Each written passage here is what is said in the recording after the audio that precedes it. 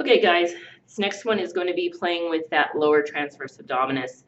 And the easiest way to find it at the beginning is to use a wall. Now, once you find it and you feel comfortable with it, you can take it away from the wall. But the wall is a nice place to start because it's supported. So I'm going to have you guys do something that you might think is kind of unusual, and that is that I don't want you to drive this movement with the low back.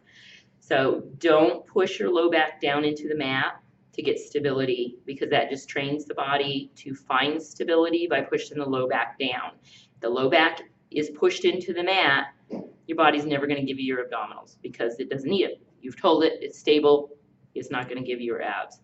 So I don't want you to think arch your back. The cue I'm going to give is to drop the pubic bone down to lightly disconnect the back, and then the low back will move in response to the fact that we have moved the pelvis, but we're not driving the movement from the low back. We have to get out of the habit of doing that. It's not a functional movement. So the other piece to remember is that everything that we're working is really at the upper part of the thigh here, in terms of the muscles from the leg and the lower transverse abdominis. So if you're feeling a lot of work in the feet, the calves, then I'm going to ask you to lighten the feet up and not use your feet, because sometimes that's what people will do when they're running, is they push the ground with the feet or they run with their feet, when really they should be running with the hips. So it's a nice tell. Like if you're doing the exercise and you're like, my gosh, my calf is killing me, that's a nice tell. It lets you know you're probably overworking your calves while you're running. So really letting the foot be much lighter and really letting the movement come basically from the pelvis. And this is one that you kind of play with a little bit. See if you can feel the response. See if you can feel what I'm talking about. And again, if you don't, I have some other ways that I can teach it, other ways that have been successful for people. So I'm just going to come onto my back, and like say you're going to need a wall. So you want to come up to the wall as close as possible that you feel like you're in a chair. The closer you are to the wall, the more you're going to have to use your hip flexors. So if you're like, I can't put my hip flexors, I can't do this at all without my low back pushing down into the mat, you're going to back yourself up a little bit from the wall until you can access it. The foot setup is the same. This is kind of the standard foot setup that I've come up with that really seems to get people in the correct position. Big toes touching, they're even, heels slightly apart. And then you check in that you're not pushing your low back down. Now, you don't necessarily have to have an arch to your low back.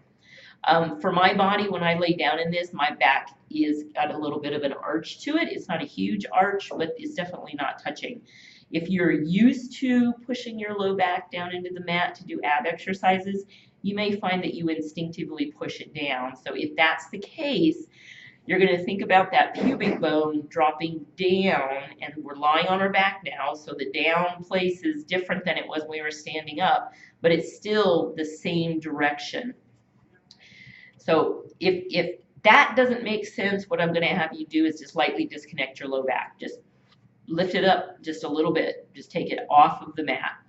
And then the legs are going to come towards each other, and you're going to put your hands on those hip points again, down towards the hip sockets, and you're going to monitor the tissue under your fingers. So your fingers again are going to wrap this direction. This is the lower part of the transverse abdominis. And just to monitor and see what happens. So then we're going to take our right leg, and again, we're working from right here of the leg, and it's going to lift and come towards the midline, like you're trying to take the right knee towards the left shoulder, but we're not going to lift it that high. It's not going to take that much. And then put it back on the wall, and then do the other side.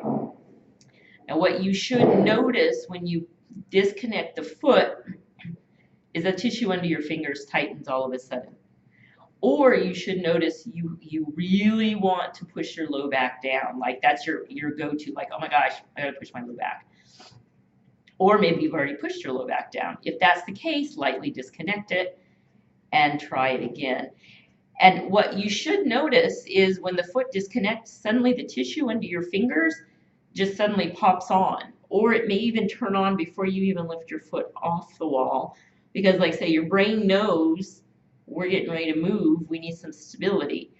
If you're not feeling it, what you can do is lift it and hold it, give it just a little bit of weight so that especially if this muscle is not used to working, it may not know it's supposed to come on, and just see if you can't encourage it to turn on by holding the leg off the wall for a little bit of time. And again, monitor that low back. That low back is, that push down of the low back into the mat is a horrible habit a lot of us got into, and we kind of need to get out of it for our abs to get stronger. So just play with it. Again, trying to see if you can feel what it feels like to use this lower part of the abdominals.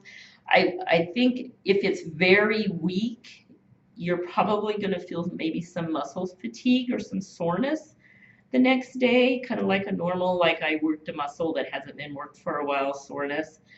If it's not super weak, which, you know, most of us are pretty fit, you may not notice that it's sore at all, and either response is fine. These hip flexors here, if they're weak and you lift it off the wall, you might find that you have a cramp in this leg. It's okay. Just let it cramp and then just put it back on the wall. It will get stronger. So don't, I've had a lot of people like become quite alarmed that this muscle fires up under their fingers, and it can be a little uncomfortable if you've not used it before. But you just put it back on the wall and then come back and try it again. So just like the last one, play with it. Let me know what you think. See if you can feel what I'm talking about. I can put more on the transverse abdominis, and I probably will. I'll let you play with these first and give me some feedback, and then I can add if this one is just not like, I still don't feel what you're talking about. And hope you guys have a great day.